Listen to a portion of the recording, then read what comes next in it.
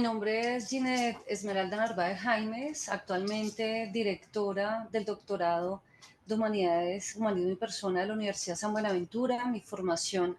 es en Ciencia Política en el pregrado, magíster en Historia y doctora en Ciencias Sociales con énfasis en Estudios Políticos. Llevo 20 años trabajando en investigación y empecé muy parada desde el campo disciplinar de la sociología y desde la sociología de la violencia, con la caracterización de actores armados en procura de caracterizarlos con el fin de buscar salidas al conflicto armado, social y político que enfrenta nuestro país. De hecho, un conflicto que esta es la hora y todavía no se ha podido resolver. En este orden de ideas, en esta trayectoria que yo llevo de hace más de 20 años como investigadora principal de múltiples proyectos, me di a la tarea de verme retada por mi decano Miguel Urra en la Universidad Santo Tomás, en la Facultad de Sociología, quien me confrontó porque nosotros como colombianos, él es español, y me decía, ¿por qué ustedes como colombianos hablan tanto de la violencia para poder hablar de la paz y no conceptualizan a propósito de la paz? Entonces fue un reto académico muy importante, muy interesante, y en mi diálogo desde la ciencia política con la antropología, con la sociología, con la filosofía, incluyendo el psicoanálisis, me di a la tarea de conceptualizar la sociología de la paz. El último libro que edité y en el cual soy autora y compiladora académica es un libro en el que nosotros logramos definir la sociología de la paz. Nosotros encontramos una matriz teórica en donde el centro es el conflicto y del conflicto se derivan dos tipos de sociología especial, que sería la sociología de la violencia y la sociología de la paz. En esta conferencia magistral que ustedes me invitan, la idea es que todo este constructo teórico y metodológico que logré realmente estructurar desde la apuesta y la escritura del libro de Sociología de la Paz en Colombia, Balance Territorial en Marco del Posacuerdo, logremos traspolar efectivamente las líneas medulares de lo que implicaría una discusión teórica a propósito de la filosofía de la paz en nuestro país. En principio, yo creo que como marco contextual es importante que tengamos en cuenta que el contexto tiene un campo disciplinar específico desde la ciencia de la paz. La ciencia de la paz la ha dispuesto Galton, es uno de los autores referentes a nivel global en términos de lo que significaría la teorización sobre la paz, qué significaría la paz en un contexto situado, cómo podríamos definirla en diferentes realidades, cómo la conciben las comunidades, cómo la conciben los teóricos, cómo la conciben los especialistas, qué tipo de posible paz es la que se construye, qué tipo de paz se procura desde la institucionalidad o qué tipo de paz deriva de referentes meramente normativos y no se cristaliza en prácticas sociales conducentes a la reconciliación y a lo que insta una práctica en términos de construcción de consensos y de democracia, que es el campo específico donde nosotros nos vamos a parar el día de hoy. Por otra parte, reconocer que si bien la filosofía política nos abre un universo de posibilidades en torno a las relaciones de poder, también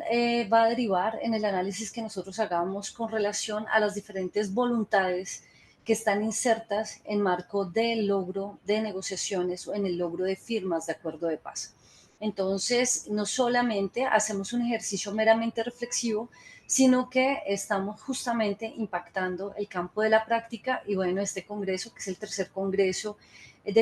internacional de filosofía práctica y teórica, pues justamente lo que hace es que nos abre un espacio para que nosotros logremos determinar cuáles serían entonces esos referentes teóricos. Una discusión filosófica que nosotros podríamos empezar a dar es si el antónimo de paz es guerra o si desde algunas perspectivas, incluso ideologizadas, están contraponiendo paz y conflicto. Entonces yo más adelante voy a referir cómo lo estoy concibiendo con referencia a los referentes teóricos. Hablar de paz sí o sí desde la filosofía nos insta a que hablemos de legitimidad, nos insta a que hablemos de desarrollo, nos insta a que hablemos de verdad, nos insta a que hablemos de memoria y nos insta a que hablemos de perdón y de reconciliación, incluso de emociones. Entonces, definitivamente, los referentes teóricos y las líneas posibles de profundización desde la filosofía de la paz se empiezan a abrir en la medida en que estos referentes van a tener una raíz epistemológica, una raíz ontológica que sin duda nos va a impactar pues, justamente las definiciones que nosotros logremos conjugar. Pensar en este momento que tenemos una filosofía de la paz concebida para el contexto colombiano no es así. En el estado del arte podríamos referir a algunos estudios que se han escrito, incluso con ese mismo título de filosofía de la paz, en donde refieren pues, los autores teóricos de la filosofía política referentes en el campo del estudio del Estado, del estudio de las comunidades, de la sociedad civil, incluso algunos que derivan refieren, pues lógicamente, a los filósofos griegos. Aristóteles está presente, Platón está presente, y de acuerdo pues también a la línea argumentativa, seguramente cada quien irá tomando sus propias aproximaciones argumentadas al propósito. En mi caso específicamente me pararía desde Aristóteles y luego pasaría por una perspectiva kantiana, en donde la posibilidad de pensar por sí mismo es la que nos puede dar un universo de factibilidad de concreción de una práctica en torno a la negociación y a la reconciliación. Por otra parte, nosotros veríamos desde la filosofía también un universo mucho más contemporáneo en donde van a incidir otras perspectivas filosóficas interesantes. Si nosotros hiciéramos alguna referencia teórica a propósito de lo que Foucault nos podría hablar desde la microfísica del poder, sería muy interesante en términos de reconocer que la paz va a trascender todo tipo de institucionalidad y la microfísica del poder, reconociéndonos a nosotros como sujeto de poder, pues justamente nos va a hablar de cuatro relaciones de poder básicas en Foucault. Una que tiene que ver con dominación, otra que tiene que ver con resistencia, otra que tiene que ver con negociación y otra que tiene que ver con emancipación. Desde la perspectiva del influjo galtuniano que yo estoy retomando, pues justamente nos pararíamos en un universo de negociación, en donde la factibilidad del diálogo y del consenso entre dos sujetos que son sujetos de poder y que tienen la posibilidad de dialogar, dada su naturaleza racional, pues justamente posibilitaría esta práctica concreta. Desde Hannah Arendt, indudablemente, y lo veremos más adelante, estaría parada desde el universo de la condición humana, pero también es innegable el diálogo que podríamos tener con algunos filósofos eruditos de la Escuela de Frankfurt, en donde herederos también de los presupuestos políticos weberianos, justamente retoman el ámbito cultural y el ámbito de las emociones para posibilitar justamente esta concreción de negociaciones y el paso al perdón y el paso a la reconciliación. Entonces entrarían justamente en juego teóricos incluso como Herbert Marcuse, donde nos estaría hablando a propósito de las diferentes pulsiones que nosotros vemos referidas en el ámbito de la práctica social, las pulsiones de muerte que serían el tánatos o las pulsiones de vida. Donde me pararía yo en la construcción de la paz sería en la pulsión de Eros, en donde es una potencia creativa. Incluso retomaría un autor referente y paradigmático del siglo XIX que también nutre mucho este tipo de conversaciones y que nos va a dar elementos para también trabajar la filosofía de la paz desde la filosofía de la historia, que sería Nietzsche, y Friedrich Nietzsche nos va a referir el tema de cómo de alguna manera también para tener una paz posible deberíamos referir una historia en donde la historia fuera hecha como arte, en la medida en que la historia tiene un potencial creativo y un potencial que nos saque de esta historicidad arcaica y anticuaria, como le denomina Nietzsche, y nos posibilitaría una historia incluso desde una perspectiva crítica que nos haga repensarnos como sujeto colectivo, que nos haga pensarnos en términos de identidad nacional y que potencie justamente nuestro quehacer en términos de la construcción y la reconstrucción de tejidos sociales que pueden posibilitar justamente estos universos de reconciliación, de resiliencia y superar por una vía no violenta la resolución de los conflictos. Justamente el reto mayor, incluso derivando de todos esos autores que estoy haciendo referencia, va a estar anclada en cómo la filosofía de la paz tendría que nutrirnos de referentes teórico-prácticos para posibilitar justamente esa superación de conflictos que, a pesar de tener causas estructurales, podrían posibilitarse de alguna manera algunas superaciones en términos de los escenarios y de los campos culturales en donde nos vemos circunscritos. Hay una frase que quiero referir que es de Stanislao Zuleta y es que solo un pueblo escéptico sobre la fiesta de la guerra y maduro para el conflicto es un pueblo maduro para la paz. Esta discusión sobre filosofía de la paz indudablemente tendría que estar trascendiendo el debate en términos de en qué momento político estamos como sujeto colectivo. Hay muchos debates en torno a la modernidad y la posmodernidad, incluso textos que refieren a nunca hemos sido sujeto moderno, en donde nosotros tendremos que entrar a referir, sí, trabajos de campo y estudios muy situados. Por esto la importancia de hacer también filosofía desde un enfoque territorial, puesto que en este momento referir situaciones macro o definirnos en términos macrosociales, pues justamente sería un reto y estaríamos imprecisos con el momento histórico y filosófico que estamos en este momento enfrentando, que es un universo en donde el individualismo emerge como potencia, en donde justamente hay una factibilidad, en donde la posmodernidad también ha hecho su cauce y donde no solamente el tema de la superación de los conflictos va a derivar de las formas, sino que tendríamos que poner a la filosofía dialogante con la sociología en el ámbito de una filosofía social. Si se han dado cuenta, estamos poniendo a dialogar entonces a la filosofía de la paz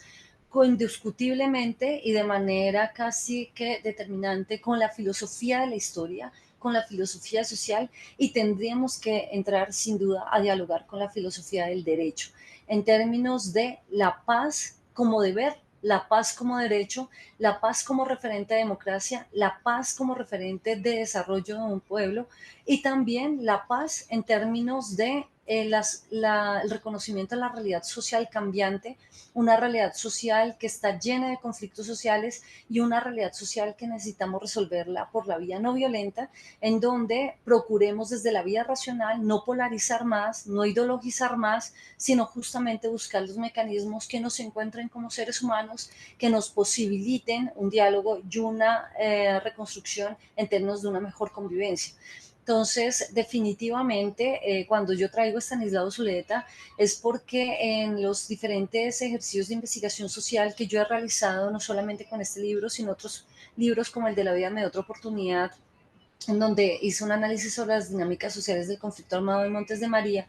logré dilucidar que culturalmente la guerra ha sido concebida o preconcebida por algunas comunidades o por algunos colectivos sociales como una fiesta, y tenemos que entrar a dilucidar por qué en Colombia la guerra es una fiesta, por qué genera tanta adrenalina, por qué aburre tanto la paz. Y yo creo que la filosofía es la disciplina que justamente nos puede responder todas estas preguntas que desde un orden trascendente van a referir directamente con nuestra naturaleza. Entonces, cuando hablo de nuestra naturaleza, es como nuestra naturaleza social como sujetos. Entonces, en esa medida, pues quería compartirles justamente que dentro de los referentes epistemológicos que yo he logrado derivar en la puesta y en la investigación social, que es predominantemente cualitativa en mi caso específico, lo que hemos potenciado y lo que yo he construido como investigadora es que este proceso de reflexión sea un proceso de reflexión crítica y de construcción epistemológica conceptual desde un ejercicio eminentemente hermenéutico. Si estoy casada con alguna de las escuelas, justamente estoy casada con la escuela hermenéutica, en donde necesitamos comprender las realidades, comprender los objetos, comprender los símbolos y comprenderlos sin imponer juicios valorativos. Ahí entra una perspectiva nuevamente muy beberiana, y Bourdieu también pues nos ayuda a potenciar mucho más esta apuesta, en donde desde las humanidades y desde las ciencias sociales busquemos justamente cuáles serían esos lugares de enunciación de los distintos sujetos, reconocer cuáles son las narrativas y las relaciones de poder que están circunscribiendo ese tipo de narrativas de unos y otros que han impedido que logremos acuerdos. Lo otro es también buscar en el ámbito filosófico cuáles han sido los significados y los significantes sociales que están detrás de la formulación conceptual, y reconocer las disputas de poder que están incidentes en este proceso, ¿no? En el proceso de comprensión de esas realidades sociales, y nos tendríamos que plegar sí o sí al ejercicio que nos propone Riquet, Memoria, Historia y Olvido. Yo creo que es uno de los textos referentes en donde nosotros debemos referir cómo apuesta cuál sería la necesidad de construir conocimiento en torno a una realidad específica. Como les decía, si ya hemos caracterizado tanto los actores de la violencia, pues justamente en este momento lo que tendríamos que entrar a referir es cuáles son los actores de la paz, cuáles son esas relaciones sociales que nos instan y que nos refieren a la paz, cómo se construye la paz, qué tejidos sociales posibilitan la creación y la consolidación de acuerdos, qué prácticas sociales, políticas, ya sean jurídicas, políticas o culturales, nos potencian que un acuerdo de paz se garantice y de alguna manera se ratifique a futuro. ¿Cuáles son entonces las debilidades que tenemos en este momento en marco de la implementación de los acuerdos de paz? Estamos justamente a puertas de una nueva firma con otro actor armado que es el ELN, y la pregunta que nos haríamos es cuáles son entonces los ejercicios de poder y cuáles son los terrenos de lucha en donde estamos identificando actores que están en una apuesta por la construcción de negociaciones y de acuerdos, pero que están desde un marco institucional en donde tienen que haber unas reglas de juego. ¿Cuáles son desde la filosofía de la paz entonces las reglas de juego en las que nosotros podemos iniciar un encuentro con un otro diferente o con un otro ideológicamente completamente polar? ¿Cómo podríamos nosotros empezar a referir desde la filosofía de la paz cuál es la legitimidad que comprenden los sujetos de la negociación? ¿Qué tipo de legitimidad es la que enarbolan? ¿Es una legitimidad meramente institucional o es una legitimidad social? ¿Es una legitimidad política que tengan dentro de las comunidades? ¿Cuáles son justamente los medios de divulgación de sus narrativas? ¿Cuáles son las apuestas de construcción de sujeto colectivo? ¿Cuáles son los intereses que se están jugando? ¿Son intereses meramente institucionales o evidentemente hay unos intereses que pueden trascender lo meramente institucional, lo meramente normativo o lo meramente circunscrito por la filosofía del derecho, que sería la firma de un acuerdo de paz, y nos pueden trascender realmente a prácticas concretas en donde justamente se logran reconocer cuáles son los diferentes centros de poder que también son incidentes en el marco de una negociación, que no sea solamente la apuesta estatal y burocrática de un Estado centralista como lo es Colombia, pensar además erradamente que por una firma de un papel justamente nos va a derivar unas prácticas de reconciliación y de negociación, sino que justamente nosotros estaríamos reconociendo que existen otras periferias que son incidentes en el marco de la estabilidad de la nación y que además son incidentes en términos de la perpetuación de los acuerdos o del rompimiento de los mismos. ¿Qué es lo que se está jugando realmente cuando estamos hablando de paz? Por el otro lado, ¿cuál es la estructura social que nosotros tenemos que identificar en marco de este ejercicio y operacionalizar sí o sí una mirada hermenéutica dentro del proceso de construcción de conocimiento, porque estamos en un lugar privilegiado que justamente es la academia, que es la generación de conocimiento, es la generación de hallazgos, el reconocimiento de unas nuevas prácticas y unas nuevas realidades, y saber que en este campo académico incluso también hay unos lugares de disputa de poder y hay unos campos específicos desde la enunciación del saber, desde donde como académicos nos enunciamos y desde donde podemos potenciar justamente el fortalecimiento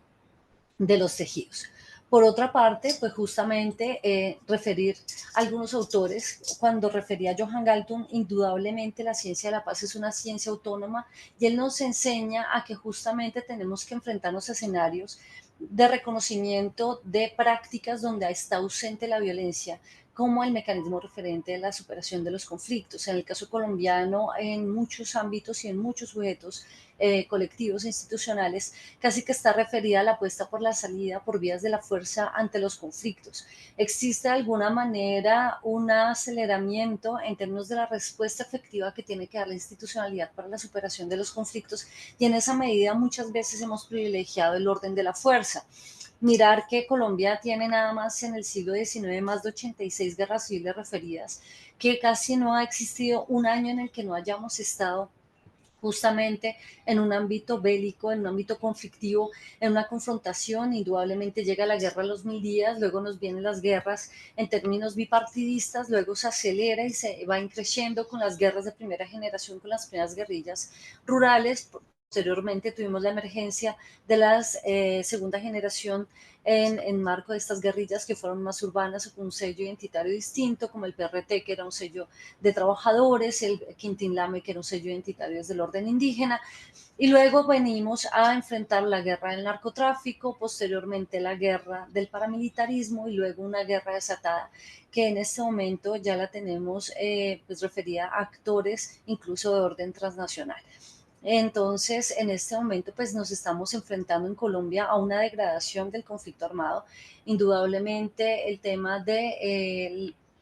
la imposibilidad de haber logrado una implementación efectiva del acuerdo de paz con FARC nos derivó en múltiples disidencias. nos está implicando de alguna manera el cuestionamiento si el acuerdo de paz en términos reales fue efectivo, en términos de que las FARC depusieron sus armas y dejaron de enfrentarse al gobierno. Lo que en este momento pues los comunicados de algunas de estas disidencias nos dejan ver es que se mantiene este nivel de conflictividad social y política en términos de una confrontación entre una guerrilla y el Estado. Por otra parte, tenemos actores pues, que hacen parte ya de bandas de crimen organizado, tanto nacional como transnacional. Entonces, en ese orden de ideas decimos, bueno, ¿qué ha pasado con los actores de la paz? Sabemos que existe un copamiento territorial en este momento muy alto, pero entonces, ¿cómo de alguna manera el proceso de paz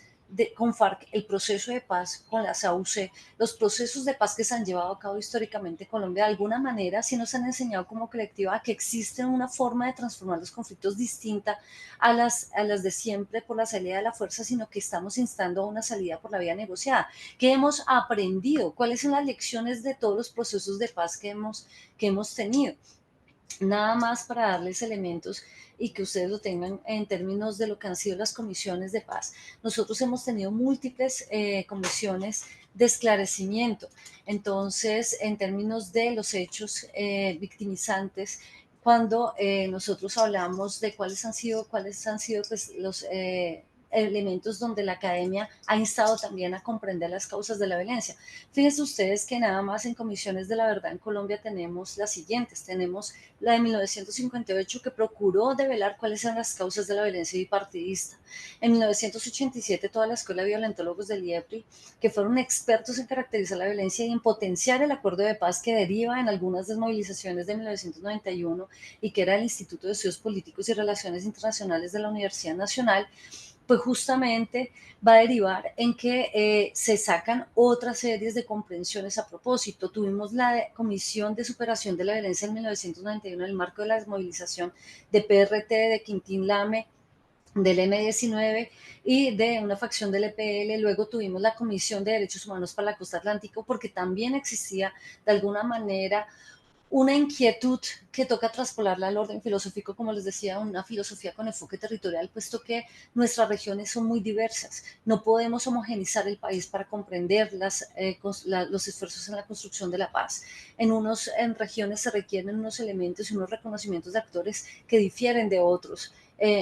escenarios. En el caso de 1994, la Comisión Nacional de Derechos Humanos develó también esta necesidad de enfatizar en la diferenciación no solamente de las causas, sino de las formas de victimización, pero las formas también de construir acuerdos. Entonces, en el 2005 ya tuvimos la Comisión Nacional de Reparación y Reconciliación, que deriva de los acuerdos de paz con las AUC, que eran las Autodefensas Unidas de Colombia, y nosotros que empezamos a develar. Uno, la sociedad colombiana está preparada para esclarecer el conflicto. Dos, puesto que en ese momento emerge como referente de justicia transicional toda la ley de justicia y paz y empiezan a referirse a la serie de masacres, pero también la necesidad de perdón, la necesidad de las comunidades de lograr superar la página de la violencia y de reconciliarse con ese otro que había estado en sus territorios y que había victimizado a sus familiares o que los había victimizado a ellos mismos. En el caso del informe del Basta Ya del Centro Nacional de Memoria Histórica, que deriva en el 2013, se empieza a hacer un ejercicio en donde justamente este juego de la paz es donde tiene una connotación interdisciplinar, puesto que no podríamos dialogar solamente desde la filosofía o solamente desde la ciencia política refiriendo a la administración pública o solamente desde el derecho, desde la antropología, desde un ámbito cultural, sino que justamente tendríamos que involucrar también la economía, qué es lo que está pasando en el orden de inequidad en Colombia, qué es lo que está derivando en que nosotros mantengamos incluso unas economías de guerra que dinamizan incluso las economías locales. Entonces, si se dan cuenta, nos vamos encontrando uno con el derrotero y es la verdad. Todas estas comisiones que he referido son las comisiones de esclarecimiento de la verdad. La que más conocemos, la más actual, la más reciente, es justamente la del 2017, que es la de Justicia Especial para la Paz, que derivó del acuerdo de paz con las FARC, en donde nosotros decimos, bueno, ¿y cómo hacemos para comprender desde la filosofía qué significa el esclarecimiento de la verdad en Colombia? Tenemos múltiples relatos. De hecho, Justicia Especial para la Paz prácticamente que podría llevarse más de 20 años y aún así no lograría esclarecer hecho por hecho victimizante de lo que requerimos para lograr que no haya impunidad. Y de hecho, pues además habría que dar una discusión desde la filosofía del derecho si la pena máxima que estamos dando, que es de 5 a 8 años máximo en colaboración con la justicia, es una pena que compense el daño referido a las víctimas. Entonces, pues justamente desde todos estos derroteros, yo creo que Galton tiene mucho que decir, pero yo creo que como colombianos ya tenemos que empezar a hacer unos ejercicios de contexto situado en una realidad nacional muy concreta, en donde somos atípicos a nivel continental y a nivel mundial. Mantener un escenario de guerra en donde aquí pervive, como lo dice bien Sigmund Freud, el sentido heroico de vivir, la alegría y que produce el peligro o la adrenalina por la venganza. Justamente nos estaría hablando de algo que Eric Fromm desde la escuela de Frankfurt nos estaba enseñando en psicoanálisis de la sociedad de masas, cuando nos hablaba de las sociedades enfermas. Algo de enfermo tiene esta sociedad, algo de patológico tiene esta sociedad y necesitamos empezar a pensárnoslo desde la filosofía para poder adentrarnos, para poder referir, tal como Hannah Arendt lo expuso, que el poder no es violencia, pero para nosotros culturalmente sigue siendo legitimado que el poder sea violencia. Por el otro lado, la necesidad de hermenéutica que les estaba hace un momento, en donde intentemos comprender la condición humana de nuestros connacionales, saber que nos estamos matando entre hermanos, saber que no podemos deleitarnos ni engrandecernos ni alegrarnos por la muerte de un otro. Ese otro o esa otra que muera en el marco del territorio nacional es otra colombiana o es otro colombiano que no debería morir en el marco de una guerra. Y en el marco de una guerra que no ha parado sus redes, que no ha parado sus circuitos de venganza y que son además circuitos interminables, ¿no? Las cadenas de venganza de generación en generación, en donde siempre va a emerger la figura del enemigo. Entonces, lógicamente que con Chantal Mouffe estaríamos abordando un universo también de reflexión a propósito de lo que requerimos para poder construirnos como democracia agónica. El agonismo en Chantal Mouffe no está referido a que esté muriendo, todo lo contrario, es a potenciar la deconstrucción de los enemigos para poder posibilitar la negociación y los consensos. En ese orden de ideas, pues lo que tenemos que potenciar es que esos enemigos dejen de ser enemigos tanto desde el orden de la anunciación, desde el orden simbólico y desde el orden que adquieren estas enemistades desde el marco conflictual de las relaciones de poder y empezar a dilucidar la necesidad de construir adversarios, adversarios en el ámbito académico, que con argumentos demos las batallas y demos ahí sí los debates necesarios para lograr la reconciliación, pero desde una perspectiva argumentada. Los adversarios, no solamente en academia, los adversarios en política. En Colombia pensar diferente o ser diferente a otro te hace directamente enemigo. O sea, es la imposibilidad que incluso desde el Congreso de la República, desde los escenarios de representación política, no dejemos de tacharnos entre unas y otros en que somos enemigos políticamente. No, no somos enemigos, somos adversarios políticos que igualmente con elementos racionales, con elementos de alguna manera argumentados, vamos a lograr constituir, mostrar y defender nuestras ideas. La lucha tiene que darse desde el orden de las ideas, no en el campo fáctico, en donde la guerra impera y lógicamente inhibe la construcción de una sociedad democrática. En ese caso, pues justamente, como les decía, nos tenemos que analizar y tenemos que comprender a ver si la paz la estamos entendiendo como parte de la meta o la estamos comprendiendo como proceso. Nosotros somos absolutamente inmediatistas y lo digo porque en los diferentes trabajos de campo que he realizado he logrado advertir que para nosotros, para los colombianos, la sociedad colombiana, hay algo culturalmente que se respira y es que si tú no concibes ya una salida, no la logras, o sea, de alguna manera se inhibe y se desconocen los procesos. En el caso de la paz es reconocer que la paz es un proceso y no es un proceso a corto plazo, ni siquiera a mediano, es un proceso a largo plazo, porque justamente tiene que derivar desde una norma y decir ya estamos en paz o vamos a lograr la paz porque hay una financiación para unos programas de paz. No, eso no es paz, aún no es paz. Lo que sería paz es que dentro del hábitus, muy desde Bourdieu, nosotros empecemos a cambiar las prácticas sociales y culturales que deriven en que la paz es todo un proceso y la paz es inconclusa. De hecho, entre más caminemos hacia ella, seguramente va a ser utópica y más se nos puede alejar, porque justamente nos va a derivar en mayor reconocimiento de otros conflictos, de nuevos conflictos y mayores escenarios y derroteros en términos de la conciliación, que es diferente a la reconciliación que nosotros necesitamos. Por otra parte, el tema de la necesidad de tramitar los conflictos. Y aquí yo voy a hacer un par para concentrarme en la apuesta habermasiana de lo que nos está dando a propósito de elementos desde la filosofía política en orden a la tramitación de los conflictos. Justamente desde Habermas nosotros tenemos que reconocer, uno, que la búsqueda de consensos va a estar transversalidad desde la validez que tenemos con nuestros interlocutores. Entonces, en este orden de ideas hay que ver que Habermas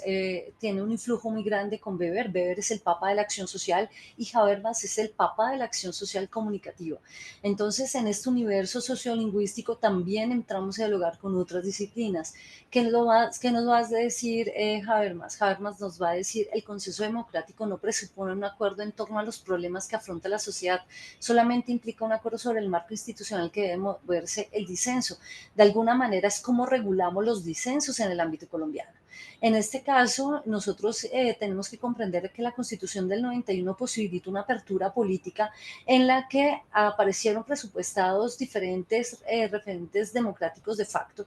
y referentes participativos y plurales en donde justamente el disenso tenía que operar. Aún así, en este momento nosotros tendríamos que mirar de qué consenso es que estamos hablando, o sea, lograr consensos con relación a los consensos que requerimos para posibilitar la paz en el país. Por la otra parte, tenemos que referir quiénes participaron en la realización de ese consenso que fue la Carta Magna, es nuestra carta normativa, y cuál es el alcance efectivo que tenemos con la Constitución. Por otra parte, también nos tocaría dar una serie de discusiones en torno a lo que es la legitimidad y la hegemonía, y esas legitimidades y esa hegemonía pues no se logran si en todo caso uno no reconoce que para Habermas el núcleo normativo de la legitimidad se encuentra dentro de las condiciones pragmáticas que permiten la comunicación entre los individuos dentro del proceso de legitimación. Y es que la paz también requiere una serie de legitimaciones. De ahí la importancia de referir la filosofía política, en dónde está el universo de legitimación de esos acuerdos de negociación. Entonces tendríamos que preguntarnos desde la filosofía, tal vez estamos hablando en lenguajes distintos, tal vez lo que hemos tenido de manera sucesiva en el marco incluso de la escucha a todas estas comisiones de esclarecimiento de la verdad que han intentado ubicar los derroteros en términos de las causas estructurales de la violencia en Colombia, es que seguramente nosotros no nos hemos dado cuenta que hemos tenido diálogos sucesivos de sordos,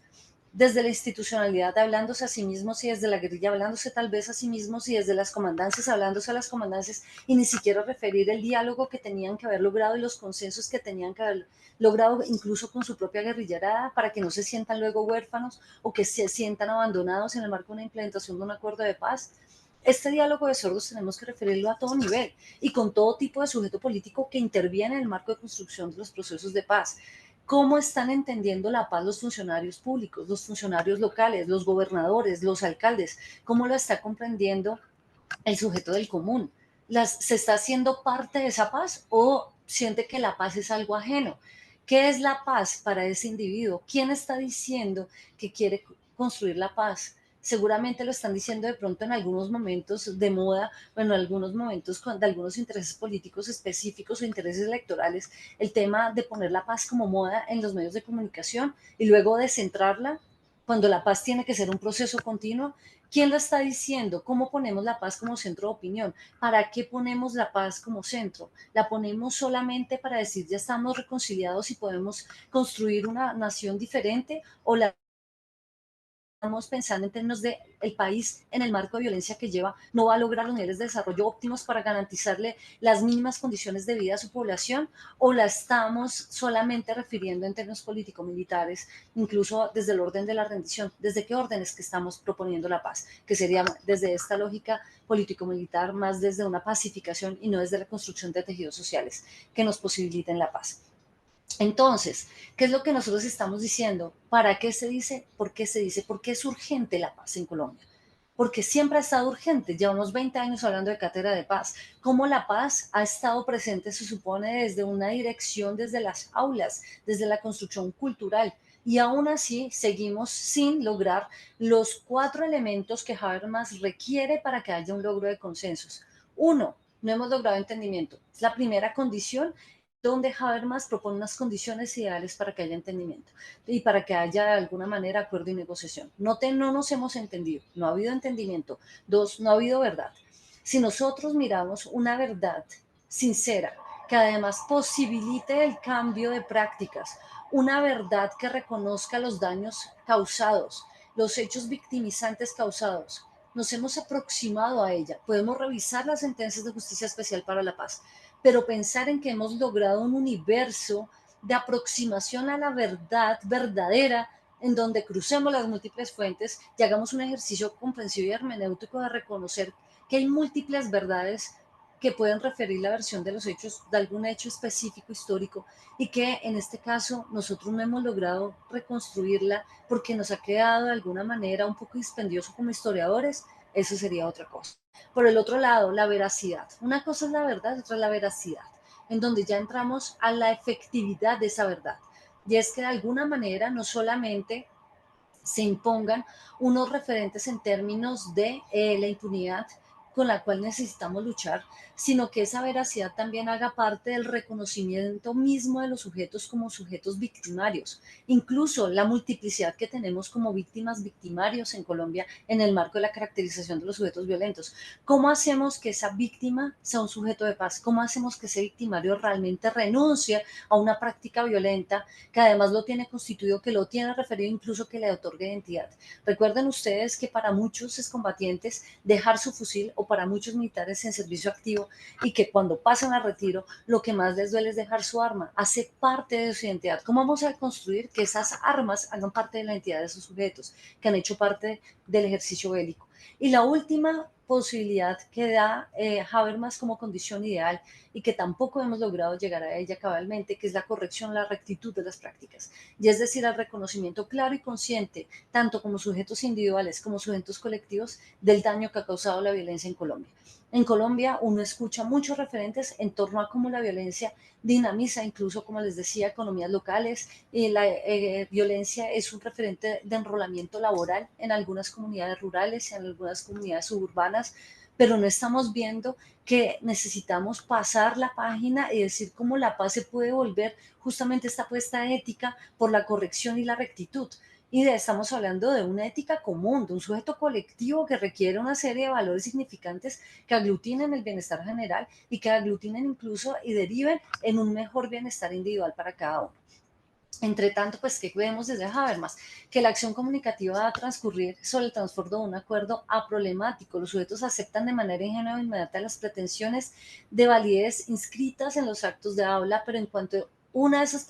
pretensiones de validez se ve cuestionada, la acción comunicativa queda bloqueada. En el momento mismo en el que nosotros estamos en el marco de un acuerdo y alguien se burla del acuerdo, o alguien piensa que ese acuerdo no es necesario, o alguien no le otorga la centralidad del reconocimiento y el potencial político que deriva de ese acuerdo, o alguien incluso le está cuestionando su validez y su efectividad, ya empezamos a trastocar ese acuerdo de paz. Entonces, démonos cuenta que desde el universo filosófico, pues seguramente la filosofía del lenguaje nos va a enseñar mucho a cómo trascender a que los actos de habla que están circunscritos dentro de las mesas de negociación, en donde están circunscritos los referentes y los actores de la búsqueda de negociación en el país, sean realmente de alguna manera abordados desde su condición humana, y reconocer que no todo acto de habla ni no todo acuerdo tiene las mismas alturas en términos de las alturas éticas que requiere el nivel de interlocución, así como también tienen fallas en torno a estas cualidades ideales que está proponiendo Habermas para que logremos realmente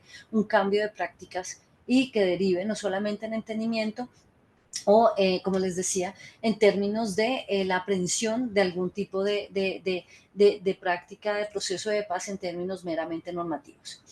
Por otra parte, también es importante que nosotros circunscribamos al debate, ya saliéndonos de Habermas un poco, en que la memoria y la filosofía tiene que apuntar a estas políticas de la memoria. ¿Cómo desde la filosofía vamos a abordar el tema de la filosofía de la historia? ¿Cómo vamos a abordar el tema del perdón tan necesario? El cambio de emociones, el cambio de la ira, dejar de sentir ira por el otro, ira por el enemigo que les hablaba ahorita. Cómo empezamos a reconciliarnos y posibilitamos escenarios de perdón, pero también de no repetición. Cómo desde la filosofía política nos urge una filosofía de la paz que en términos éticos y valorativos nos refiera cómo es que se construye la no repetición en términos fácticos, en términos prácticos. No es del deber ser kantiano meramente o desde el imperativo categórico, no, no es de solamente el deber ser, sino desde la necesidad, incluso el derecho que tenemos a la paz.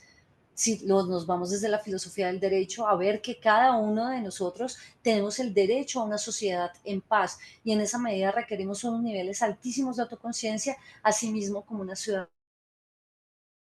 absolutamente activas. En esa medida, pues, ¿qué es lo que se requiere? Se requiere una construcción de nuevos significantes que sean aglutinantes, eliminar la figura de las amenazas, ¿no? En Colombia casi todo el mundo se siente amenazado porque no puede ni siquiera plantear su postura porque pues ya se puede ver señalada o se puede ver estigmatizada. Comprender que nosotros ya somos agentes en términos de trascender la democracia meramente representativa y que tenemos que ser mucho más incidentes en este proyecto de filosofía política desde el reconocimiento y la construcción de lo que son los colectivos. Y por otra parte, enarbolar de alguna manera las expresiones ciudadanas de diferentes géneros, de diferentes edades, las perspectivas que se tienen, acercarnos a la comprensión de qué es lo que está pasando en términos de la construcción de este sujeto de paz. Cuando nosotros hablábamos de la definición de la sociología de la paz, la estábamos leyendo y la definíamos como el estudio científico de las actividades y los comportamientos de los seres humanos y las colectividades que construyen y reconstruyen tejidos sociales basados en la reconciliación. Entonces decíamos las actividades, es decir, los actores sociales que están circunscritos y los comportamientos de sus seres humanos. ¿Qué mejor que la filosofía entra a dilucidar no solamente desde el ámbito del vínculo social, sino desde el individuo, de cómo concibe su ser, de cuál es su naturaleza y cómo deconstruir de alguna manera esta naturaleza que potencia la belicosidad y que legitima pues el orden de la guerra. Hay que ver que con Agamben, que es otro filósofo contemporáneo, que toca traerlo a la escena y que toca referirlo y ya estaría para otra charla en donde pudiéramos ahondar en cada uno de los filósofos que he ido nombrando progresivamente, en donde Agamben nos hable un poco más cómo es que se comprende en Colombia el estado de excepción, cómo es que nosotros hemos comprendido el universo de la violencia e incluso referir a un autor completamente clásico. ¿Por qué ha sido tan difícil una filosofía política desde el orden incluso liberal rusoniano en donde comprendemos que el hombre es bueno y la sociedad lo corrompe y nos hemos parado sí desde una apuesta absolutamente hobbesiana en donde Hobbes nos insta a que comprendamos que el hombre es lobo para el hombre y que tenemos que circunscribirnos desde el orden de la seguridad y no desde el orden de la confianza y de la esperanza de construir un país mejor. Yo creo que hasta el momento, yo creo que voy a referir estos elementos, seguramente con cada uno de los autores podría ahondar muchísimo para poder abordar este tema de la filosofía de la paz que urge para Colombia y también de alguna manera nosotros podríamos estar en este momento previendo la conexión con la mesa siguiente del Congreso y es que justamente van a abordar el tema de la memoria, el tema de todo lo que deriva del análisis del ser víctima, la naturaleza de la victimización, el porqué de la victimización y las necesidades que requerimos en términos de no repetición y de reparación integral de las víctimas. En todo el trabajo de campo que yo he podido realizar,